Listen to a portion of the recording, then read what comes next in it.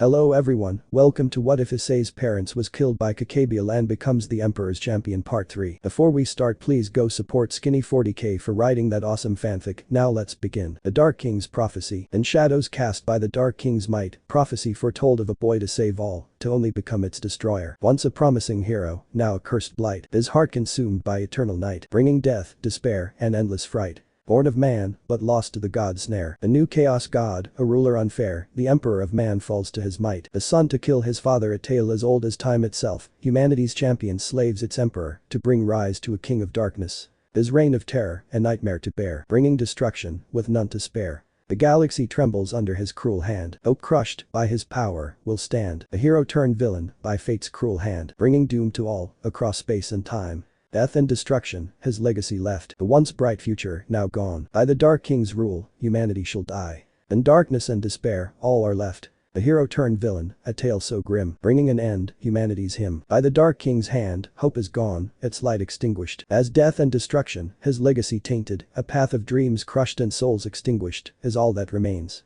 Through the darkness, no light to find. The Dark King's reign, a former bright soul, now long been corrupted and embraced by darkness, is all that remains. Humanity's fate, so promising now doomed to fade. In the shadows cast by the Dark King's power and might, only death will remain. Either Elohim's or the Dark King's prophecies could come true. The Emperor's first son. Upon the Emperor's return from his meeting with the devils, he walked alongside his custodian escorts, Valder along with Malkader. However, Erda interrupted the scene, urgently informing the Emperor that they had moved Issei into his new room, which was a perfect replica of the one from his original home. Erda's forceful action surprised Neith, who observed her frantic and nervous demeanor. She dragged the Emperor through the fortress corridors towards Issei's room, keen to meet their new son before he awoke from his medically induced coma. The witnessing custodians and onlookers were stunned to see the Emperor being manhandled by Erda. Valder, on the other hand, eagerly anticipated meeting the boy he would train, while Malkader merely sided Erda's behavior. The Emperor, intrigued by meeting Issei, looked forward to getting to know him and potentially raising him as his own son. However, unlike Erda, he had taken steps to alter Issei's memories, making him believe they were his biological parents, and that he had been in a coma after an incident that occurred while playing in the hangar base when he shouldn't have been, causing him to be in a coma for the past 2 months. Issei finally started to wake up. He looked towards his mother and father, not realizing anything was wrong, unaware of the memories that were sealed away, altered, and replaced. Issei. Hey mom, hey dad, why are you both in my room so early? Erda, after being called mom, couldn't hold herself back any longer and immediately grabbed onto the boy, hugging him in a loving embrace. Tears started to stream down her face. This confused Issei, who wanted to know why his mom was crying. That's when the Emperor, his dad, spoke. It's nothing, son. She's just glad to know that you're alright. Since the accident, you've been in a coma for 2 months, and we've been worried about you.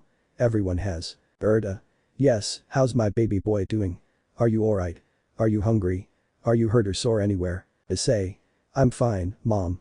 I am a little bit hungry, but I don't really remember what happened. All I remember is playing in the hangar bay, and then I don't remember anything after that. Emperor. You were playing in a restricted part of the hangar bay that was undergoing renovations and repairs. Then something came undone from one of the scaffolding and hit you in the head. You should consider yourself lucky it didn't kill you, boy. You suffered severe and life-threatening injuries, but you pulled through and you've been in a coma for 2 months. But I'm glad you're alright, son. Now quickly get dressed and head down to breakfast. Everyone's waiting for you. They've been worried about you too. That's when both Erda and the Emperor left his room to let him get dressed. Emperor. Erda, I noticed that you seemed a bit overwhelmed when he called you mom. I assume everything is alright. Erda. Yes, I suppose I may have appeared slightly overwhelmed. These past 2 months have been leading up to this moment. Ever since the procedure, we have been waiting for him to wake up and show positive signs of inheriting our genes. When he finally regained consciousness and referred to me as his mother, it filled me with a mix of emotions. My heart felt heavy yet raced at the same time. However, I assure you, I am fine. Emperor. Very well. I believe it would be appropriate for Malkader, Valder, and Vice Captain Trajan to be present during this time. Erda arched an eyebrow in response to the Emperor's suggestion. Erda. Why the sudden change? Initially, you stated that you wouldn't take on a parental role. It is unlike you to alter your position so swiftly. The Emperor turned his head slightly, meeting Erda's gaze before responding. Emperor. I have reconsidered. Elohim's words about treating the boy as my own son resonated with me. Although I may not be able to provide the same love and compassion as you, I am determined to prove that he is not merely a weapon. Since his arrival, our future has shifted from a bleak and predetermined fate to one dependent on our actions with him. With those words, the Emperor headed towards the dining facilities to invite Malkader, Valder and Trajan for a family dinner with Erda, himself, and Issei. Erda felt a small smile forming as she realized that the Emperor was taking his role as a father figure seriously. She wiped away her tears and followed in the same direction, eager to join the Emperor for their first family meal together. After they all had their dinner as a family and all kinds of sharing and light-hearted banter with each other, even the Emperor joined in. The Emperor then turned to his son Issei and asked if he would like to go meet a few of his friends who would have children around his age to play with. Emperor. My boy, I have to go to a meeting in Kyoto, Japan, to meet with some friends of mine. Would you like to accompany me, boy? I know there are 2 little girls that would love to have another playmate. I believe you have been indoors for too long. I believe you need to have some social interaction now that you've woken up and it seems like you're better. Everyone, upon hearing the Emperor suggest such a thing, was surprised. Even those who have known him for many centuries were surprised by this, none more than Erda, who was completely awestruck at the question and statements the Emperor made to their son, in the kind and compassionate way he related to him. She was not expecting that to come from him. She soon regained her composure after being still shaken by all that, to quickly interject into the conversation. Erda. Cough, I agree with your father, Issei. I think you've been in your room for these last 2 months in that comatose state. I think it would be nice for you to meet and play with girls around your age. I think you should go with your father, Issei. Okay, it sounds fun and I get to meet new people. I would love to be able to hang out with them and make new friends. Dad and Mom, when are we leaving? Emperor. Valder and Trajan, can you please prepare the Orion assault dropship and have my personal guard be on alert and ready to go within 30 minutes. Also have 4 Ares fighters ready to be our escorts to Kyoto. Valder. As you command, my Emperor. I will have your elite custodian guards prepared. We will be ready and waiting for you in the hangar. Trajan. And of course, my Emperor, I will have the Orion assault dropship prepared within the next 30 minutes, along with 4 Ares fighters as your escorts. After that, both Valder and Trajan left the room to go prepare for their trip to Kyoto. Emperor. Now, my boy, I think you should get ready too. We're leaving in the next 30 minutes, so no playing around, and I want you to be ready by the time I come to get you, alright? Issei was so excited to go with his father to Kyoto, Japan. Not only to see what his father was going to do, but also to probably meet 2 new friends and play with them. He immediately nodded in agreement to what his father said, and then he jumped out of his chair and ran off to his room to get ready, leaving only the Emperor, Erda, and Malkader. Erda was the first to speak up. She stood up from her seat and slammed both of her hands onto the table. Erda. What are you playing at, intentionally trying to emotionally manipulate that poor boy for your own selfish actions, Neith? Because if that's the case, I swear. She was cut off by the Emperor, who in a soft and calm voice raised his hand. Emperor. I have truly no intentions of that. Let's just say the prophecy of my dear friend Elohim and what he said towards the end of that memory crystal being displayed truly made me realize what he was trying to relate to me, but not let anyone else who did not know of that prophecy understand the true gravity of his statement. Erda. What are you talking about, Neith? What other? The Emperor looked towards Malkader, who understood exactly what his friend was getting at, and soon enough, he put up a barrier preventing any and all from seeing what was going to be displayed, other than those who were within. Malkader. It is finished, Neith. Are you sure you wish to share this with her? Emperor.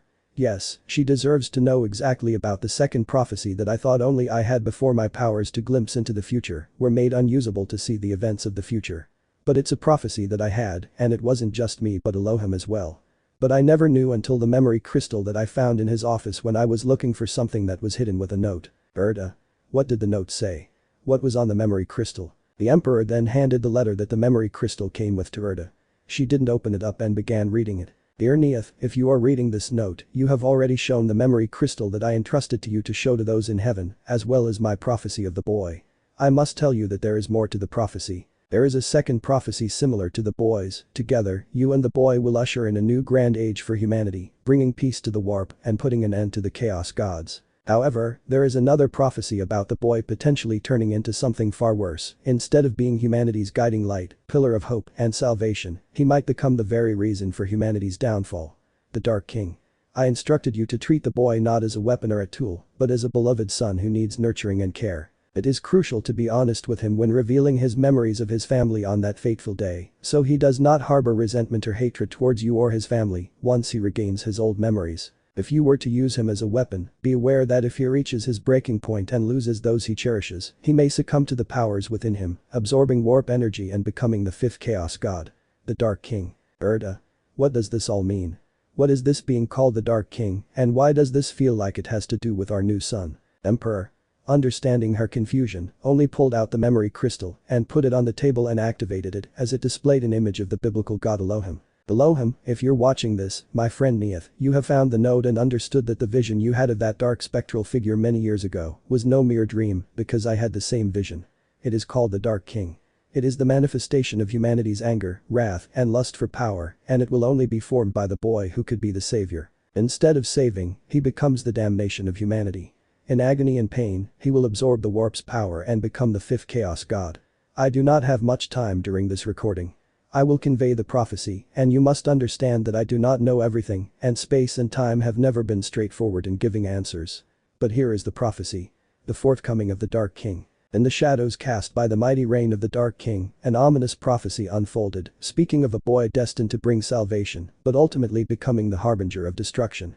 Once hailed as a beacon of hope, now a plagued curse, his very essence devoured by the eternal night that envelops his being. Born of mortal lineage yet ensnared by the machinations of the divine, he ascends as a new deity of chaos, a despot unjust, toppling the once unassailable emperor of man.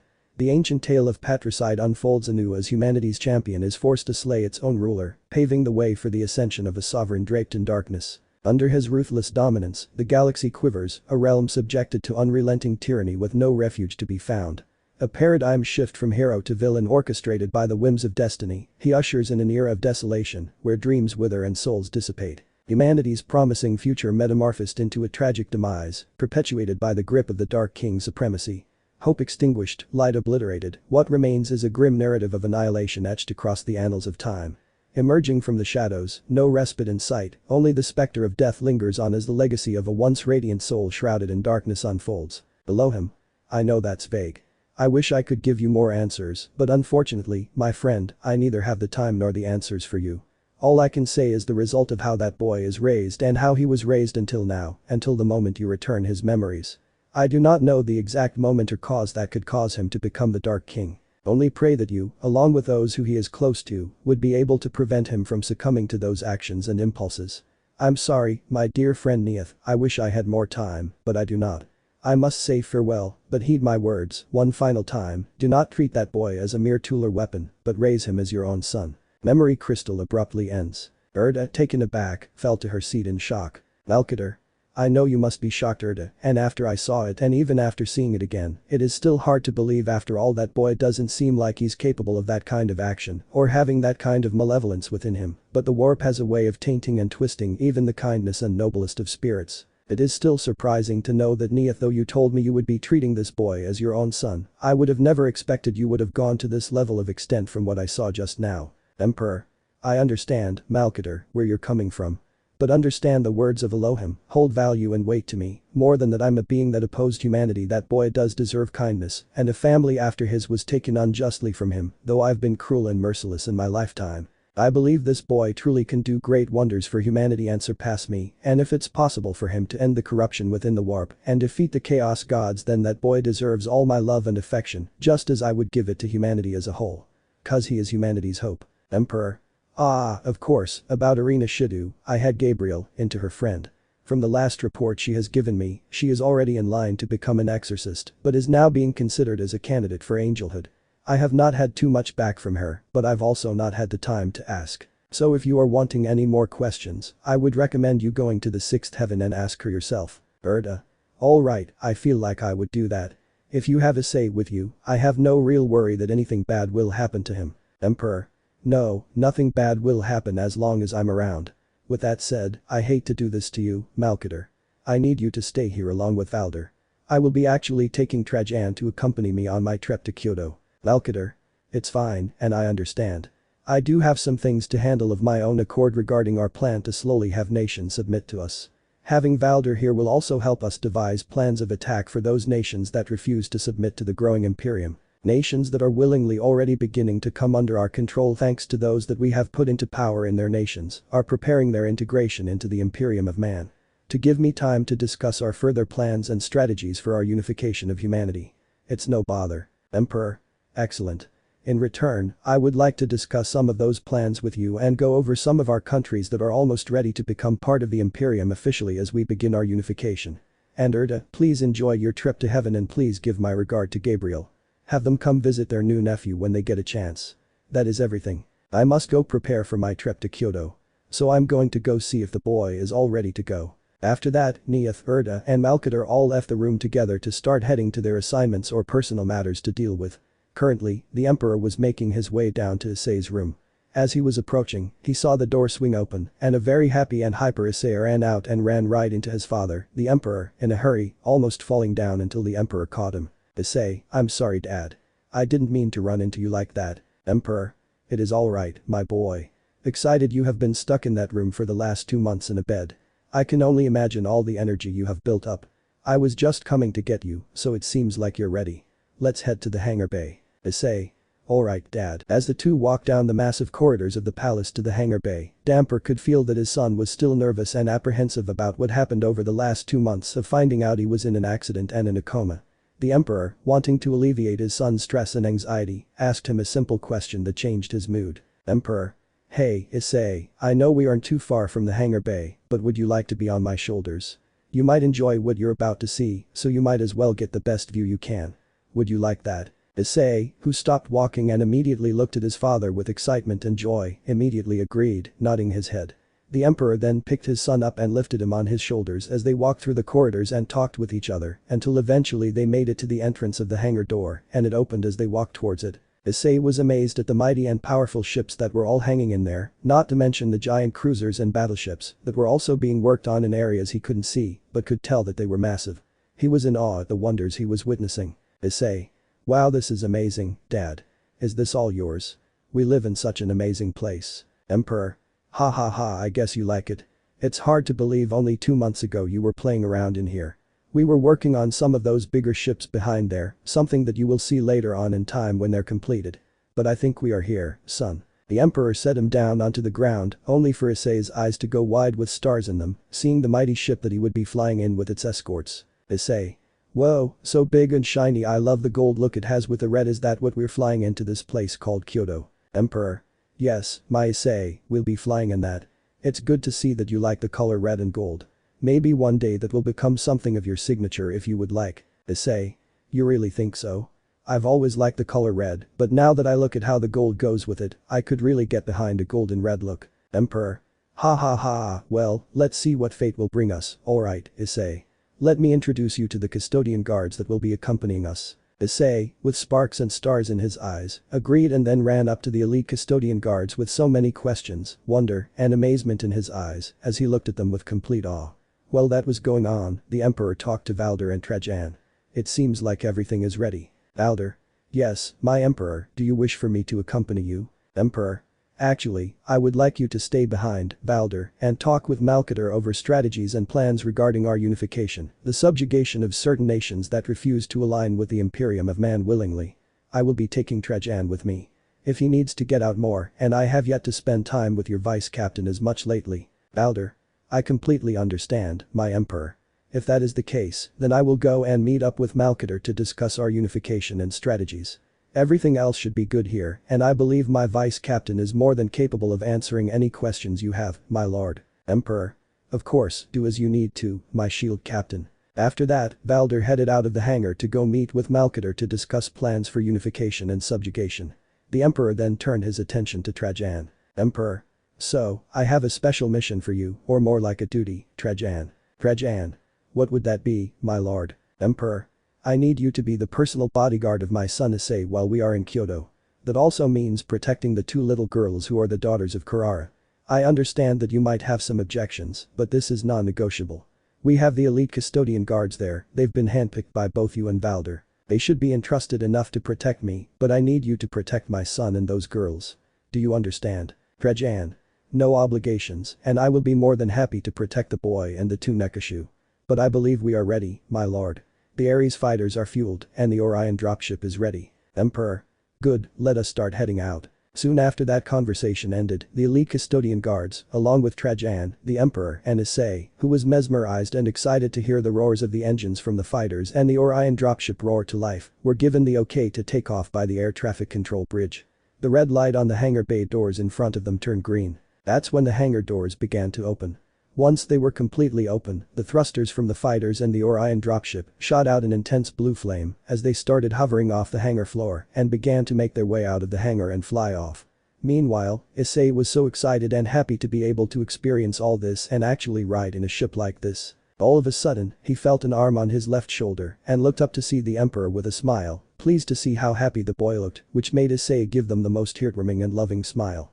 It was then that he truly understood what his friend meant by treating the boy like his own son.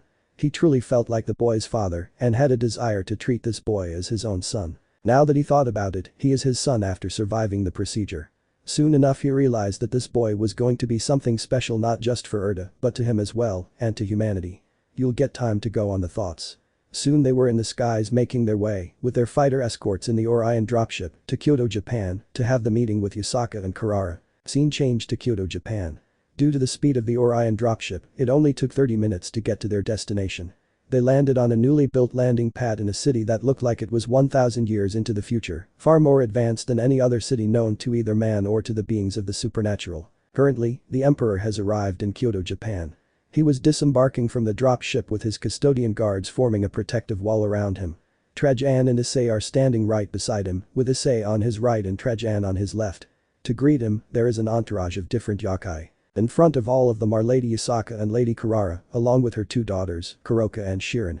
Yusaka is the first to greet them, Kurara gives a respectful bow, followed by their entourage and Kurara's two daughters. They all quickly rise from their bow. Soon after, Yusaka is the first to speak. Yusaka. Greetings, my Emperor, it is good to see you are doing well. Emperor.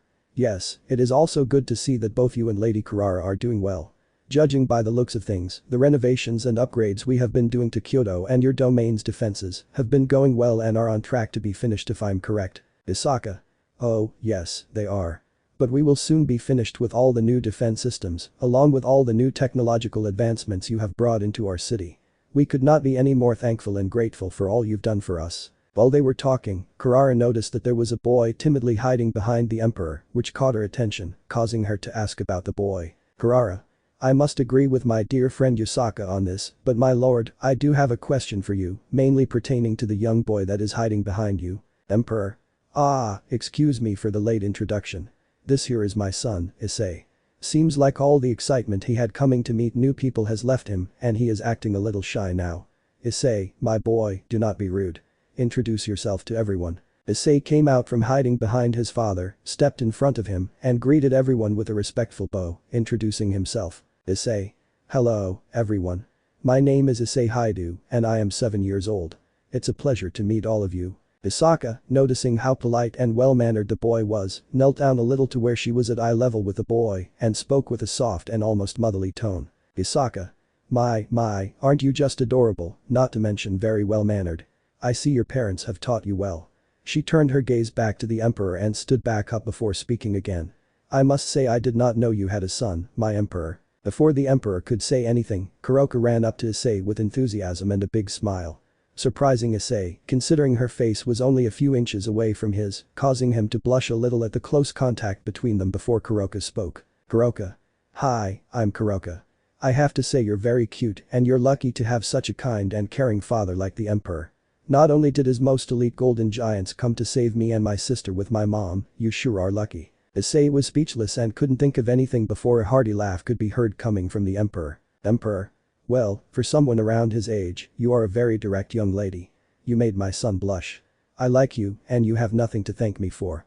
Though your praise is very welcome, I'm sure my custodians, though they might not show it, enjoy hearing such words of praise and thankfulness for their actions on saving you and your sister. Kurara, who is extremely embarrassed by her daughter's unladylike and improper etiquette in the situation, could only deeply apologize and bow to the Emperor for her daughter's behavior. Kurara.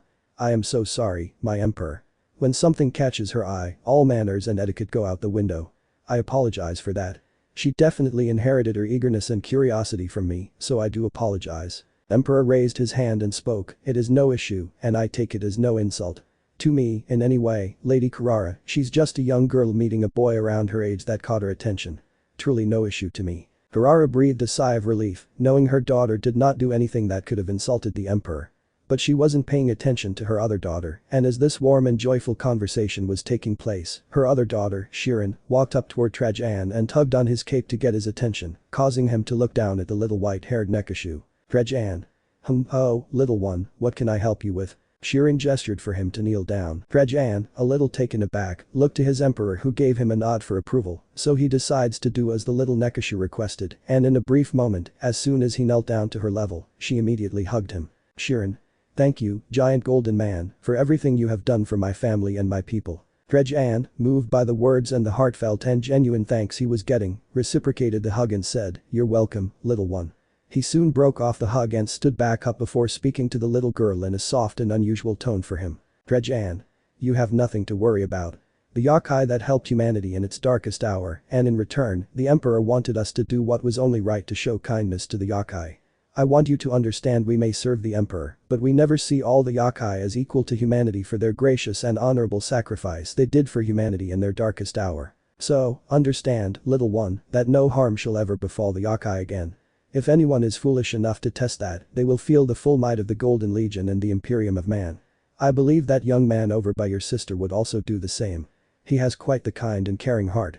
I firmly believe that if we are not able to answer your calls for help, he will come. Isn't that right, Issei? Issei, who was taken aback by being mentioned, suddenly felt a warm and intense sensation, as if fire was building up inside him, upon being asked that question.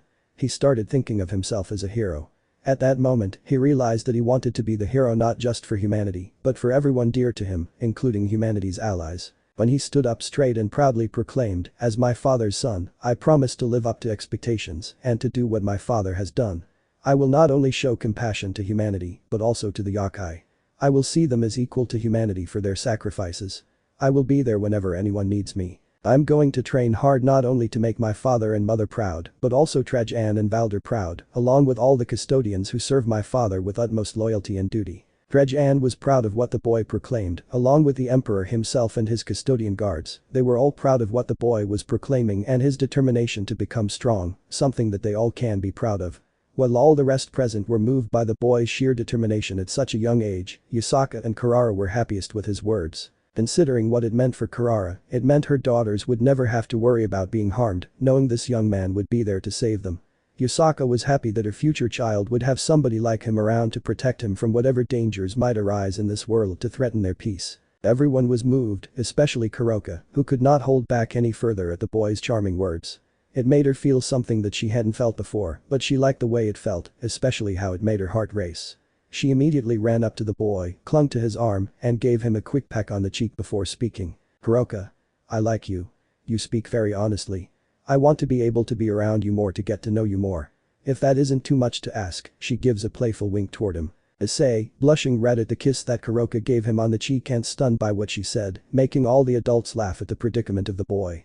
It only got worse when all of a sudden Shirin grabbed his other arm tightly, way too close to her chest. She then spoke in a soft way that those with supernatural hearing could hear, and the boy that was directly close to her could hear as well, his situation and his face even redder and more embarrassing for him. "Shirin.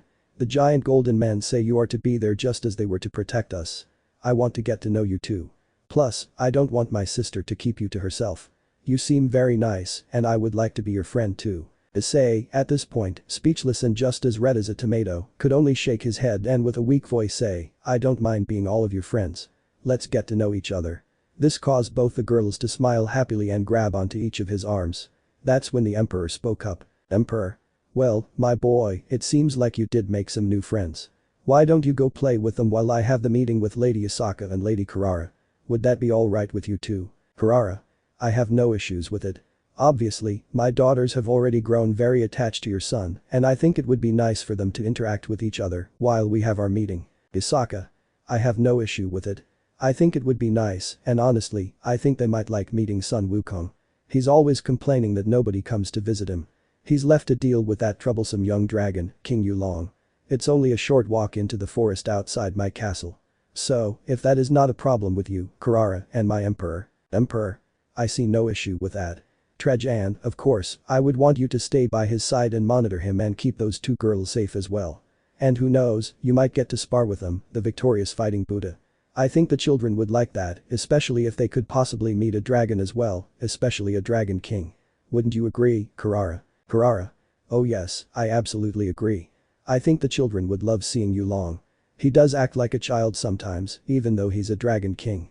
If you would have no problem entertaining them and playing with them, especially if the children could watch a sparring match between your Void Commander and the custodians against the victorious Buddha.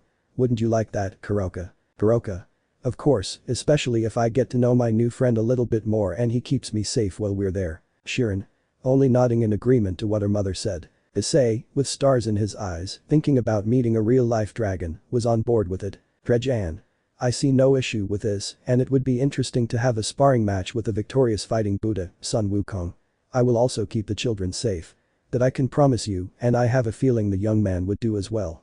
Won't you, Issei? Issei, again put on the spot and starting to blush again, only nodded before he felt his arms being grabbed by both the Nekashu sisters, as they looked at him with stars and sparkles in their eyes, not only to get to know him more, but also to go see a dragon, and possibly see a sparring match between one of the giant golden men and the victorious fighting Buddha. They were ready to drag him along, but they were stopped by their mother calling out for them, making them turn around, while Issei was still caught off guard by everything that was happening so fast, not allowing him to properly react or speak. Karara.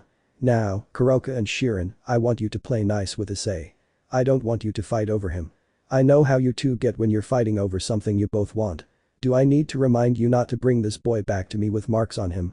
That especially goes for you, Kuroka. Go easy on the poor nervous boy. Besides that, you all have fun and enjoy yourselves. Kuroka and Shirin nod in agreement to what Karara said. They look at Issei, a little nervous about what their mother said about not clawing him. Before he can react, they both say at the same time and begin dragging him away down the pathway that led to Sun Wukong's house. Kuroka Shirin. Let's go Issei. We have a lot to talk about and get to know. And as soon as that was said, poor Issei was dragged away down the pathway as all the adults giggled and laughed at the boy's plight, including the emperor who had a smile on his face. He then looked at Trejan and spoke. Emperor. Trejan, make sure they don't rough him up too much. I don't want to have to take him back and have to explain why he has claw marks, bruises, and why he's a nervous mess to his mother Erda. That's something I'd rather not have to deal with. Trejan. Of course, my emperor. I will make sure the boy will be in good condition and they will all be safe. After that, Trejan began heading down the same path that the girls dragged Issei down. He was looking forward to a possible spar with the victorious fighting Buddha, Sun Wukong, and to see more of this boy that was brought into their lives and get to know himself a little bit more. She was gone, the rest of the group began refocusing on the task at hand and the meeting that was to be held as Yusaka gestured to her castle. Yusaka. With all that excitement done, I think it is time for us to make our way into the meeting room in my castle so we can discuss what needs to be done, don't you all agree? At that statement, all of them agreed and they began making their way along with their escorts of yakai and the custodian bodyguard for the emperor to the room where the meeting would be held to discuss other things and some questions that he needed to ask personally. The same goes for Yusaka and Karara, who also wanted to ask him questions more pertaining to the boy and his plans going forward, not only for the Yakai faction, but for his future plans with the Imperium of Man. The God Scheme unfolds Part 1. Currently, while the Emperor, Lady Karara and Lady Yusaka were having their meeting, Erda was walking through the sixth heaven in search of Gabriel to ask her more information about the girl Irina Shidu and what kind of relationship she had with her son Issei and what the relationship was like between their two families. But suddenly, while she was walking through the sixth heaven trying to find Gabriel's office, she ran into somebody who could give her the answers she was looking for. Erda. Well, I'm pretty sure I'm lost. I really need to take the time to try to learn the layout of this place. The sixth level of heaven always seems like it is getting bigger and bigger. She was just quietly talking to herself out loud, but unknown to her, somebody heard and spoke up to see if she needed help. Hey, I hope this does not come off as rude, but I overheard you and it seems like you are lost. Erda turned to see somebody in the corner hallway who spoke and grabbed her attention. She felt embarrassed that she was caught talking to herself out loud, which made her feel weird considering how long she's been alive. She thought she shouldn't still be having that problem, but she also gave in and realized that she was lost and needed help. Not wanting to be rude, she decided to answer the nice stranger, hoping to get directions to where she needed to go. Erda. Yeah, I'm lost. Unfortunately, I don't come to heaven often, nor do I really know too much of its layout when I do come here. So, I get lost quite easily, unfortunately. Ha ha ha, it's understandable. I come here periodically and it still seems like I can get lost. It feels like they add new hallways just to mess with me sometimes. Honestly, I look forward to when I can retire soon. Erda. Oh, already thinking of retirement and you still look like you have plenty of life left in you. And I don't hate to imagine which angel you upset that they would even think about reorganizing the hallways just to mess with you. Haha, well, I would like to spend more time with my wife and daughter, maybe start my own business with my wife in London, as my daughter is thinking about wanting to do what I do. I feel like it's alright for me to pass over the torch to her. Erda. Oh, sounds like you already just want to live the simple life.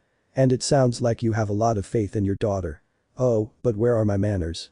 My name is Erda, and the reason I'm here is to have a meeting with the Seraph Gabriel. Howji. Ah, you're Erda. Oh, you're one of those perpetuals I've heard about who are really close to the Emperor and have taken over the biblical god's role as the ruler of heaven. It's truly an honor to be able to meet you. My name is Tauji Shidu, and I am an SS-ranked exorcist. Tauji was about to finish, but he looked over and saw what could only be shock and surprise on Erda's face, which made him worried as if he had said something that offended her. But before he could even say anything, she spoke up in a surprised and yet somewhat relieved tone after he revealed his name to her. Erda. Did you say your last name was Shidu, and would your daughter's name be Irina Shidu? Tauji was a little taken aback by her tone and the way she asked, but nonetheless answered her. Though he was thinking. How did a woman, who is close to the new Lord of the Heavens, know about his daughter and want to know more about her? He was a little cautious and apprehensive, but still answered her nonetheless. Tauji. Yes, that is my daughter's name. Is there something you need with her personally? As her father, I have nothing against you, but if there's something you're looking to ask her about, you could ask me before trying to talk to my young daughter. Erda, noticing his more protective and aggressive tone, understood that she might have come off wrong and decided to correct the situation. Erda. Oh, I'm terribly sorry. I didn't mean to come off as rude because I was actually here to ask Gabriel about a relationship with my son, Issei Haidu. Tauji, calm and somewhat aggravated, an apprehensive demeanor turned into hostility, and his serious demeanor kicked in, the same one that he shows during his jobs, as he is on his exorcist missions. He quickly pulled his light blade out and pointed it towards Erda's neck before he spoke in a cold and authoritative tone that demanded answers and would not tolerate any lies. Tauji. I don't care who you are or that you're a perpetual and are close to the Emperor, but what I do care about is how you came in contact with Issei. You are not his mother. I'm very close with that family, and I hold a high regard for that boy for how he treated my daughter and the relationship they formed, so I want to know exactly what you have done to Mickey and Goro Haidu and their son, or if you are holding the boy against his will or have altered his memories. I promise you right here and right now, I will end your life. My daughter cares for that boy, and she hasn't been the same since we moved from Japan. So if something has happened to him and you caused it, I will show you the unbridled wrath of a father who cares for his daughter's happiness and that boy's well-being. Do I make myself clear? Now, talk. Erda could understand where he was coming from, not knowing or understanding what happened to Issei and the Haidu family and what has happened with him. It seems like his family and him personally had a good relationship with Issei and the Haidu family. She was trying to de-escalate the situation, but before she could, a familiar voice shouted out across the hallway for Tauji to stop. Lord Michael. Stop this right now, Tauji Shidu, and drop your weapon before you make a horrible mistake. Tauji did not take his eyes off Erda for even a second, nor did he move his light blade positioned right near her neck while he spoke to Lord Michael. Tauji. Lord Michael, I do respect and understand that she is a perpetual and very close to the Emperor, the new ruler who has taken the throne of heaven. But I cannot listen to you due to my own principles and beliefs. This woman is claiming to be not only the mother of a boy who has a very special place in my daughter's heart, but is blatantly declaring herself as if she is his own mother. This is disrespectful on many levels, considering me, my wife, and my daughter were very close to the Haidu family. We were very close, and I even saw the boy as a son to me, and my wife felt the same. I know the Haidus feel the same towards my daughter and what the two children did for each other. So I will not tolerate this level of disrespect, and I want answers. That's when a solemn yet serious voice rang out, causing Tauji, upon hearing what was said, to drop his light blade and fall to the ground on his knees in pure shock, horror, and disbelief. It was Gabriel who spoke as she came from the other side of the hallway, walking closer to both Erda and Tauji to try to help to escalate the situation with her brother Michael. Gabriel. Tauji, both Mickey and Goro Haidu are dead. The woman whom you were just pointing your weapon at is one of the reasons that Issei is still alive, so, if not for her, he would have already been dead by now. Let's not forget it was the Emperor himself that saved Issei's life at a very crucial moment, the same being to whom my father relinquished his title, and the throne of heaven too. It's because of her working tirelessly to perform the life-saving procedure that kept Issei Haidu from meeting a tragic fate like his family, the same boy you hold in such high regard, and you were willing to point your weapon at her because you care about him so much, but it was her that saved his life. Tauji was taken aback after everything Lady Gabriel said to him. He felt ashamed of himself for even pointing his blade at the woman who saved the boy they thought of as their own son, and the boy who brought so much happiness to his daughter and helped her come out of her shell. More importantly, he was in disbelief and couldn't believe what he was hearing, though he had no reason not to believe it coming from the mouth of the Seraph Gabriel. He looked over towards Lord Michael for acknowledgement as well, because he just didn't want to believe that they were dead. To his horror, Michael nodded solemnly as he closed his eyes. Ouchie. No, that can't be not them. They were such a good and loving family. Wait, what happened to Issei? You said she saved him. Where is he? Can I see him? Dear God, the boy must be completely traumatized. How am I going to tell my wife or even my little girl, Irina, about this? This is going to break her heart, and after my wife and I finally just got her back to her normal self because she hasn't been the same since we moved from Japan. She's been so depressed and heartbroken since she left him there. I need to see him. I've got to honor his parents. I have to, please take me to him. I will adopt him as my own son and raise him with all the love that he needs. My wife will have no problem taking him in. Please let me see the boy. I need to know he's alright. That's when Michael and Gabriel both looked at Erda, knowing it was a complicated situation surrounding the boy.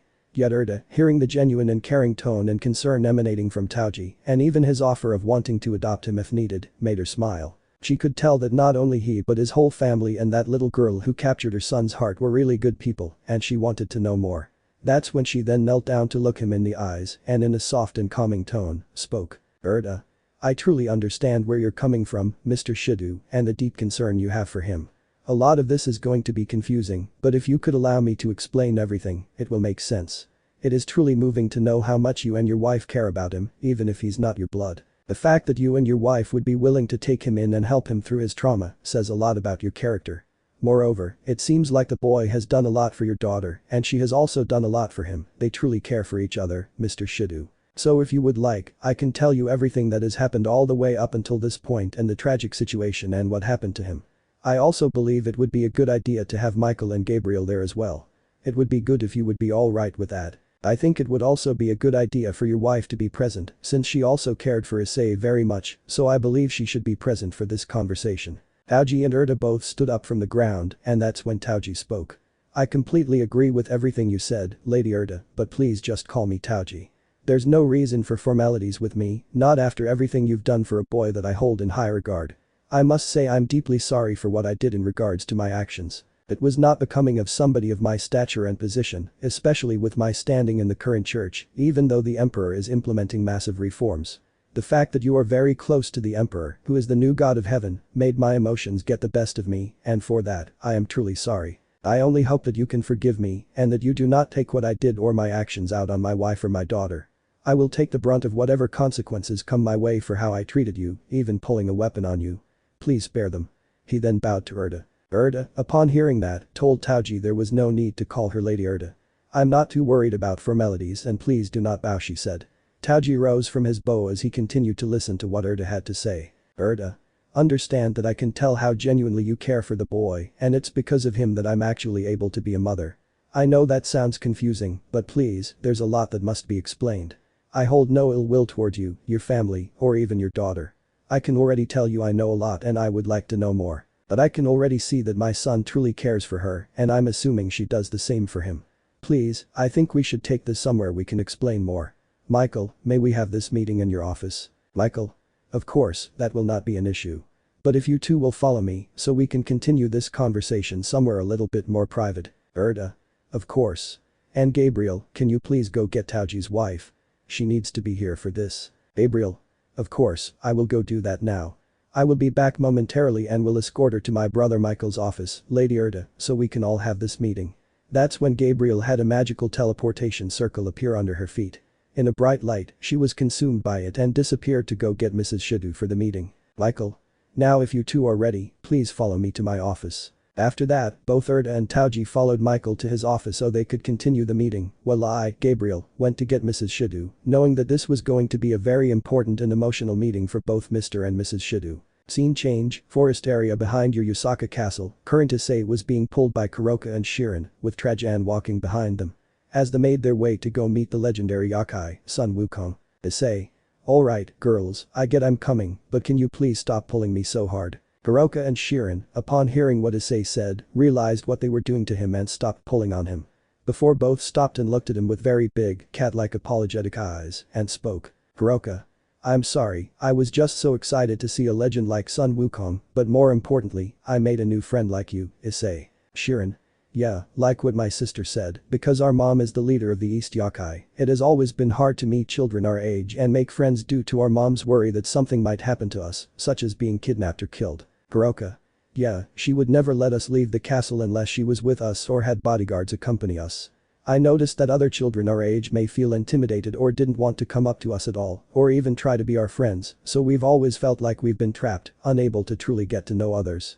Honestly, it's our fault we were even captured when the devils attacked us. That was the night my sister and I finally had enough of not being able to just be children, be around kids our age, and explore our city. We didn't want to be treated like royalty just because our mother is the East Yokai leader. But that was the night the devils attacked us. Shirin. Yes, because of our selfish actions, we got kidnapped. If we had just stayed in the palace and just listened to what our mother was telling us because she was trying to protect us, we would have been safe with our mother there. But we disobeyed her and we were kidnapped. Eventually, our mother noticed we weren't in our rooms when she went to check on us after she learned of the attack and had guards go looking for us. During the attack they did find us, but so did the devils attacking us. They fought to the bitter end trying to save us and get us to our mother who could protect us. Sniff, but they were killed trying to protect us. Their sacrifices were in vain because we still got kidnapped and brought to that horrible place where they told all of us they were going to experiment and torture us.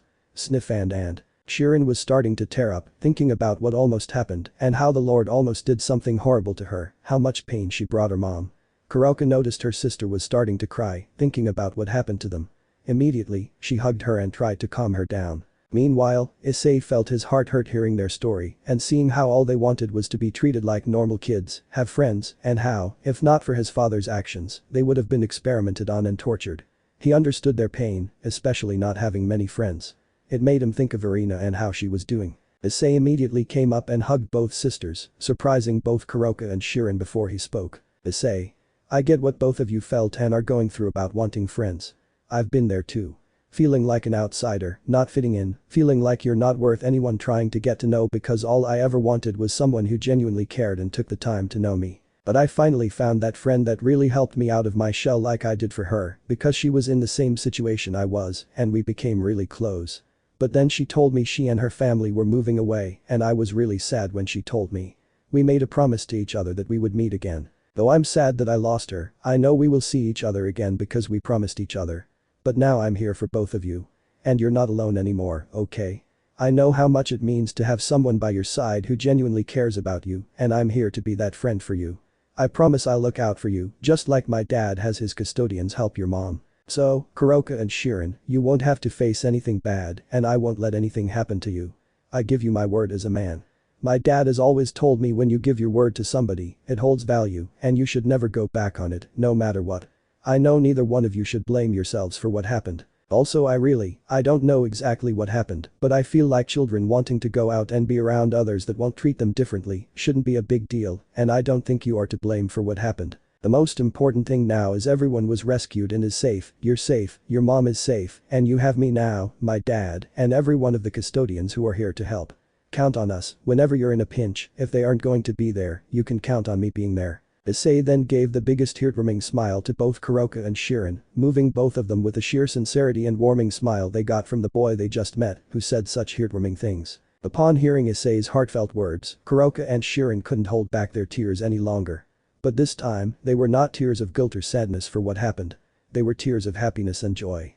Because they not only made a friend, but they truly felt that he would protect them no matter what. His words made their hearts beat really fast and made them feel a way they've never felt towards anyone before.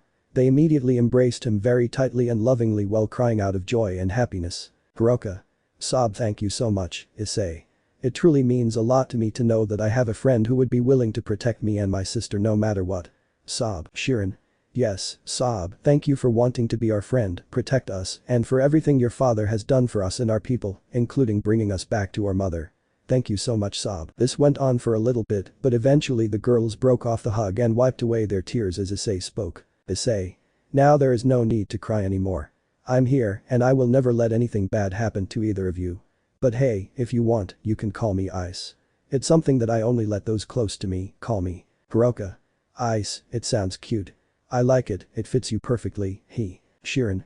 Me too, but you're my ice because the giant golden man said you would protect me, so you're mine. As Shirin finished saying that, she went up and grabbed his right arm, holding it tightly to her chest. Her white cat ears and tail came out and she wrapped her tail possessively around his waist, making purring sounds like a cat. Issei was surprised by how Shirin went from being such a quiet and shy girl only 5 minutes ago to being so possessive and open towards him. Hiroka, upon hearing and seeing what her little sister said and did, had a little bit of a tick mark form on her forehead. Hiroka. No fair, sis. You can't keep him to yourself, and he said he would protect both of us. Hiroka, after saying that, also went up to Issei, grabbed his left arm, held it close to her chest as her black cat ears and tails came out and she wrapped her tail around his waist as well. She then looked at her sister with a scowl, her eyes turning into cat-like slits. Shirin, seeing what her sister is trying to do, gave her big sister a scowl as well, her eyes turning into slits as well. She looked at her, as it seemed like the two girls were trying to fight for what they saw as their property, like cats would do. Issei, who was in the middle of this, didn't know what was going on, but he felt really flushed, having his arms grasped so tightly near the girls' chests and their tails wrapped around him in a very possessive way. Seeing them fighting over them, he was going to say something to break up the fighting. That was until Trajan, who they had forgotten, was only a little bit behind them, but finally caught up to them and eventually spoke up, grabbing everyone's attention. Trajan. Now girls, your mother did tell you not to fight over him. I'm also pretty sure Issei's mother would not like it if she found scratch marks on him from you two having a little cat fight over him. So how about we all calm down? He will be there to protect both of you, so there's no reason to fight for him. But I must say, Issei, already quite the ladies' man, I see. You have definitely inherited some of the Emperor's tendencies he had in his younger years from some of the stories she told me about him. Ha ha ha. Upon hearing what Trajan said, all three of them turned bright red from embarrassment.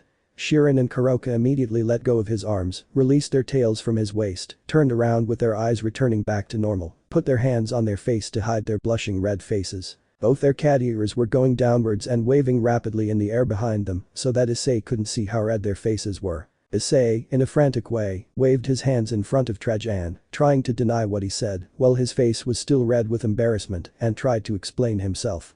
No, it's not like that. I promise I was just trying to make them feel better, be there for them, and let them know they don't have to feel alone anymore, because I'll be there for them no matter what. Trajan. Boy, I have been around for a very long time and I have the experience to say this. It doesn't take a genius to see that you've captured the heart of these two young ladies already. Oh boy, I can't wait to tell your mother about how much of a womanizer you already are. You know she's not going to like that judging by the story she told me about your father. She really didn't like how he was such a womanizer in his younger years. I'm sure she wouldn't like to know that you're already trying to follow in his footsteps in that regard. Ha ha ha. But I'm sure she would also love to meet these young ladies and see how you have given your word to protect them. No, she would be proud of you for that. However, I think we should continue on our way to see the legendary Sun Wukong. Wouldn't you agree? I'm sure that you three would enjoy meeting one of the youngest dragon kings, Yulong. So, should we continue on our way? Don't you all agree? Upon all three finally calming down after what Trajan said and their blushes going away, they all agreed with Trajan. They started walking again down the path to Sun Wukong's home.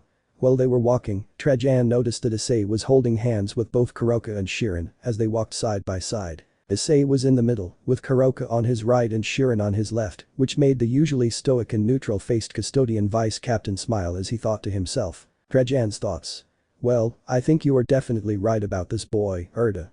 I can see how the Emperor interacts with him even more than that, and I can tell he's already warmed up to the boy just as I have with his presence alone. He gives such a warming and hopeful feeling that radiates from him, from his very being, similar to the Emperor. I can already see him helping not only the Emperor and me and even Valder, but all the custodians and anyone else he interacts with. I am most thankful that I no longer have to worry about what I've been seeing going on with my custodian brothers. I can inform Valder. He has nothing to worry about either, considering the years we have seen humans murdered by supernatural monsters. Because I've slowly, along with a few of my own custodian brothers, felt like we are losing our own humanity and becoming rigid and jaded. But something about this boy brings out the best in everyone, and just like a brilliant light around him, similar to the Emperor, he might have inherited more than you know, boy. Proud to be able to know that you will be around. I think you'll be a great influence for all the custodians along with our Emperor, your father, and to all that come in contact with you.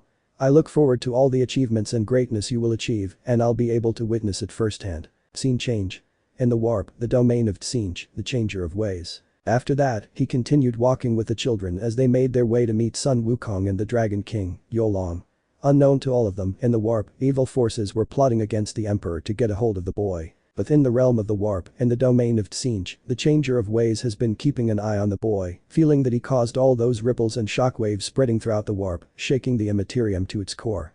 He's been waiting for the moment to strike, to enact his plan to get the boy that could end the great game as he knows it. Tsinch called for Kairos Vaduver, one of his lords of change, great demons, to understand the purpose of the boy, see if he can be used for the great game and brought to his side, and to reveal the future he holds.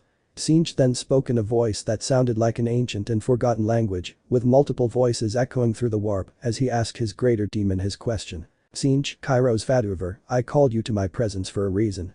The boy that caused the ripples in the warp. I've been observing him since that incident. I can sense great power and potential, but upon delving deeper into him, I feel dread. I must know this boy's future. Kairos is an immense bird-like demon with shimmering skin, a wicked curved beak, and multicolored, spectrum-shattering wings. It has 2 heads, blue feathers, and is the greater demon of Tsinch. The left head can see the past, including memories, experiences, and all past events. The right head can see the future, including all its variations. Kairos' left head. We know everything that has ever happened in the past. Kairos' right head. We know everything that is to happen and will happen in the future, with its infinite possibilities. Kairos' both heads. How may we serve our lord? Tsinch pointed towards the portal where he is currently viewing the boy that caught his interest. I need you, Kairos, to look into the future of this boy. For some reason, it seems like fate itself is bending the boy, and even that anathema himself has taken quite the interest in the boy, to the point that he even saved his life. It must show how important this child is and the role it plays in the grand tapestry of fate, and if we must bring this child to our side before the other gods act. Kairos had both of its heads look towards where their lord was pointing, and after acknowledging their lord's order, the right head began to look into the portal that Tsinch was monitoring the boy through. Soon, Kairos started to look into the boy's future, only for its eyes to go wide and the right head to let out a huge massive screeching noise of pain. This even made the changer of ways curious about what it could have seen. The left head was also surprised by the reaction of its fellow head. That's when the right head started spewing random words and statements at a rapid pace, and the tone in its voice became even deeper and more frantic as it spoke. Kairos, the right head. The boy of destiny, breaker of fate and time, futures fogged and clouded, a future before me I cannot see. The son of the anathema, the bane of the gods, the warp will shake, an army dawned in golden crimson. Mankind and demons in their final clash to decide it all. The champion of man, killer of the gods, one by one the gods fold their nature no longer corrupt, now restored the boy turns man, man turned hero, hero turned champion. A battlefield filled with the sounds of battle cries and clashing of ceramite, the power of the warp charged with electrical and flaming might. The rumbling of cannons that once sounded as they fired great shells, now have all gone silent. A wasteland with the bodies of men and demons alike, a legion's heroic last stand, a banner adorned with a dragon, once a symbol of pride and meaning, now just tattered and torn fabric that flaps in the wind, in the rubble still standing with weapons of war scattered all about. The champion's blade, humanity's ultimate weapon. Slayer of evil gods. The sword of unbridled power holds the will and hope of humanity within its unbreakable and unchanged blade. A sword now returns, the lady now vigilant, waiting for when it will be needed again. The hero of humanity, now exhausted and dying, soul and mind now absorbed into the warp, to become a pillar of light is all that remains, spreading through the warp, purifying the taint. Trillions of devoured souls now free, their wardens long killed. Humanity's champion no more but now its ever-vigilant watcher, body and flesh no more. Now only a shattered soul fragmented once whole, now divided into many, protector of mankind. For when the Emperor's champion arrives, the gods shall know fear and their great game shall finally come to an end, and peace will reign. After hearing everything that Kairos, the right head, had to say, it let out a final screech of pain and slumped over unconscious, which fascinated Tsinch, while Kairos' left head was surprised by what his other head said. The left head looked towards its lord, seeking answers about what everything his right head had said and what it meant. Dismissing his greater demon's concern or questioning regarding what just happened and what was said by the right head, Tsinch dismissed Kairos, no longer having a need for him, nor wanting to explain what just happened to the other head. Upon receiving his god's orders, Kairos' left head nodded, understanding his god's will. His right head was still unconscious and slumped over as he left Tsinch's presence. Tsinch was thinking over what he just learned and realizing that if you control the boy, you control fate. If you control fate, you can control the great game. Realizing that he must capture and corrupt the boy into his servitude by whatever means necessary, he called for a different Lord of Change, told him what needed to be done in his plan, and how he is to either bring him the boy alive. If that is not possible, he said to kill the boy and he will be forcibly made into one of his demon princes and forced to serve the changer of ways. Tzeentch then commanded his Lord of Change to leave and go get the boy while he was away from the anathema and when they had the opportunity to retrieve him. Upon being told what needed to be done by his god, the Lord of Change would be preparing to leave to fulfill his god's will. The scene was set for a dark and twisted turn of events as Tzeentch's intricate plans began to unfold. He sought to claim the boy who can bend fate to his will and bring him under the influence of the changer of ways in order to control and prevent the great game from ever ending. Otherwise, the anathema could use this boy to end not only him but the other chaos gods. Cease and end. Let me know in the comments below if you guys want the next part. Also check out my other video that has been shown and left. Thank you for watching. If you enjoyed this video please like and share this video. And have a fantastic day. Bye.